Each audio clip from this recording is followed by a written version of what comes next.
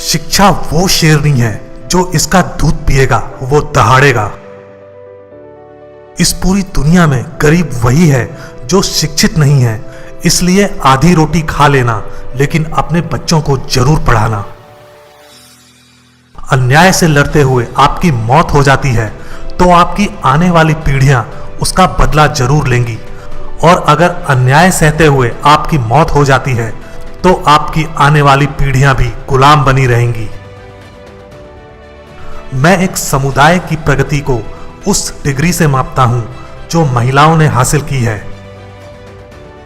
राजनीति में हिस्सा ना लेने का सबसे बड़ा दंड यह है कि अयोग्य व्यक्ति आप पर शासन करने लगता है। मुझे वह धर्म पसंद है जो स्वतंत्रता, समानता और बंधुत्व सिखाता है।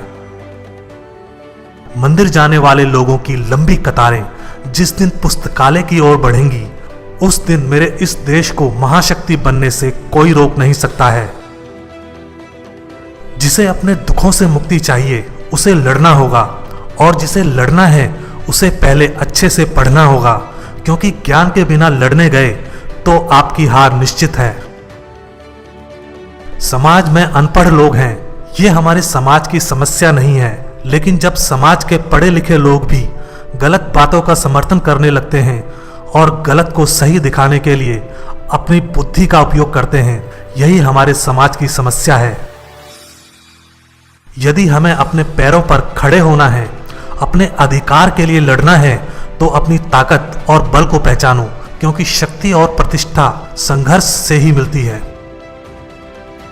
छीने हुए अधिकार भीख में नहीं मिलते, अधिकार वसूल करना होता है। यदि आप मन से स्वतंत्र हैं तभी आप वास्तव में स्वतंत्र हैं। यदि हम आधुनिक विकसित भारत चाहते हैं तो सभी धर्मों को एक होना पड़ेगा। जो झुक सकता है वो झुका भी सकता है। धर्म मनुष्य के लिए बना है, ना कि मनुष्य धर्म के लिए। मैं राजनीतिक सुख भोगने नहीं बल्कि नीचे दबे हुए अपने भाइयों को अधिकार दिलाने आया हूं। आप स्वाद को बदल सकते हैं, परंतु जहर को अमृत में परिवर्तित नहीं किया जा सकता है। हम आदि से अंत तक भारतीय हैं।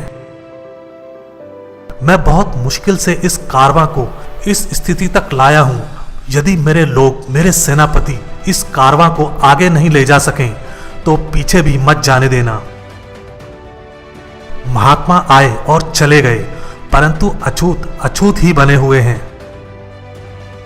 वर्गहीन समाज गढ़ने से पहले समाज को जाति विहीन करना होगा।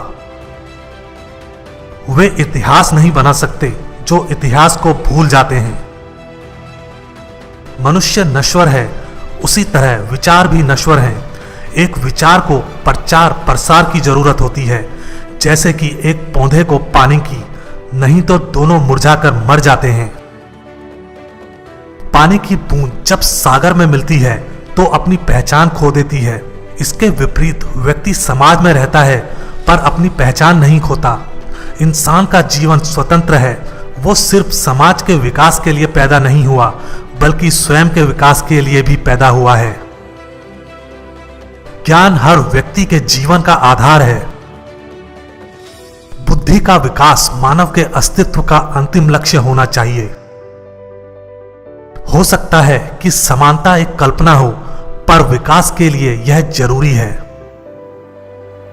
मैं समझता हूं कि कोई संविधान चाहे जितना अच्छा हो, वह बुरा साबित हो सकता है यदि उसका अनुसरण करने वाले लोग बुरे हों। एक संविधान चाहे जितना बुरा हो, वह अच्छा साबित हो सकता है यदि उसका पालन करने वाले लोग अच्छे हों। जो व्यक्ति अपनी मौत को हमेशा याद रखता है, वह सदा अच्छे कार्य में लगा रहता है।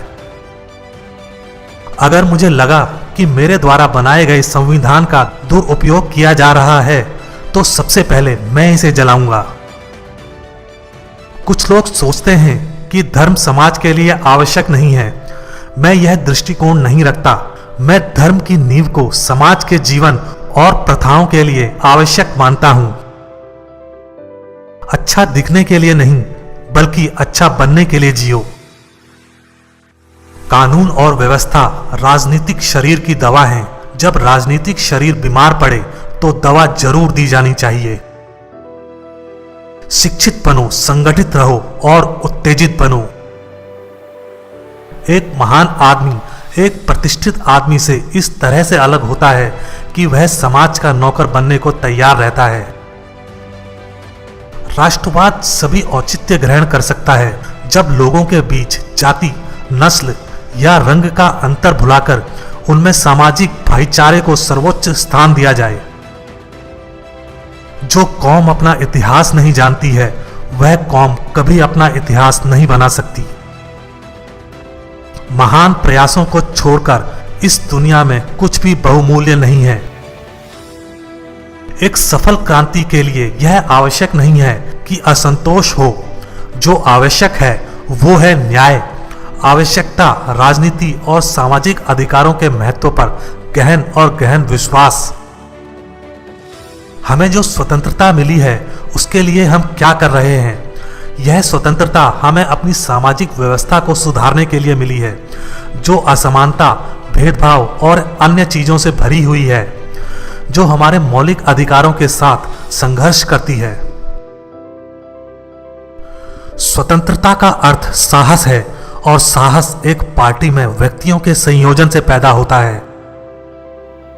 शिक्षा महिलाओं के लिए भी उतनी जरूरी है जितनी पुरुषों के लिए। आज भारतीय दो अलग अलग विचारधाराओं द्वारा शासित हो रहे हैं।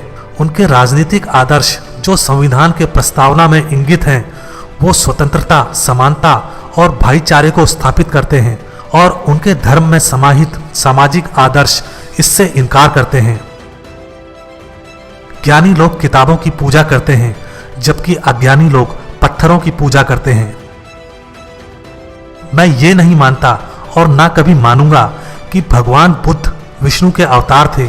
मैं इसे पागलपन और झूठा प्रचार प्रसार मानता हूं। हालांकि मैं एक हिंदू पैदा हुआ था, लेकिन मैं सत्यनिष्ठा से आपको विश्वास दिलाता हूं कि मैं हिंदू के रूप में मरूंगा नहीं। समाजवाद के बिना दलित मेहनती इंसानों की आर्थिक मुक्ति संभव नहीं। शिक्षित बनो, संगठित रहो, संघर्ष करो। समाज को श्रेणी विहीन, वर्ण विहीन करना होगा, क्योंकि श्रेणी ने इंसान को दरिद्र और वर्ण ने इंसान को दलित बना दिया। जिसके पास कुछ भी नहीं है वे लोग दरिद्र माने गए और जो लोग कुछ भी नहीं है वे दलित समझे जाते हैं। संविधान केवल वकीलों का दस्तावेज नहीं है, बल्कि यह जीवन जीने का एक माध्यम है। एक इतिहासकार सटीक, ईमानदार और निष्पक्ष होना चाहिए। संवैधानिक स्वतंत्रता का कोई अर्थ नहीं है जब तक आप सामाजिक स्वतंत्रता प्राप्त नहीं कर लेते। जीवन लंबा होने की बजाय महान होना चाहिए। देश के विकास के लिए नौजवानों को आगे आना चाहिए। जो धर्म जन्म से एक को श्रेष्ठ और दूसरे को नीच बताए वह धर्म नहीं, गुलाम बनाए रखने का षड्यंत्र है। यदि हम एक संयुक्त एकीकृत आधुनिक भारत चाहते हैं तो सभी धर्मों के धर्म ग्रंथों की संप्रभुता का अंत होना चाहिए। मेरी प्रशंसा और जय जयकार करने से अच्छा है मेरे दिखाए मार्ग पर चलो। भाग्य से ज्यादा अपने आप पर विश्वास करो। भाग्य में विश्वास रखने की बजाय शक्ति और कर्म में विश्वास रखना चाहिए। एक सुरक्षित सेना एक सुरक्षित सीमा से बेहतर है। धर्म पर आधारित मूल विचार व्यक्ति के आध्यात्मिक विकास के लिए एक वातावरण बनाना है।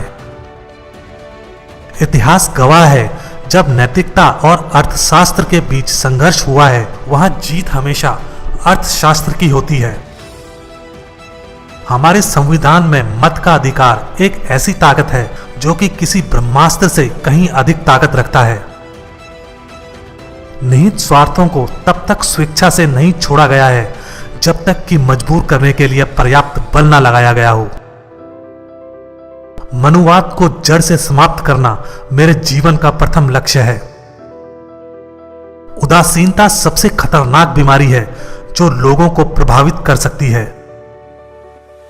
देश के विकास से पहले हमें अपनी बुद्धि के विकास की आवश्यकता है। न्याय हमेशा समानता के विचार को पैदा करता है। पति पत्नी के बीच का संबंध घनिष्ठ मित्रों के संबंध के समान होना चाहिए। हिंदू धर्म में विवेक, कारण और स्वतंत्र सोच के विकास के लिए कोई गुंजाइश नहीं है।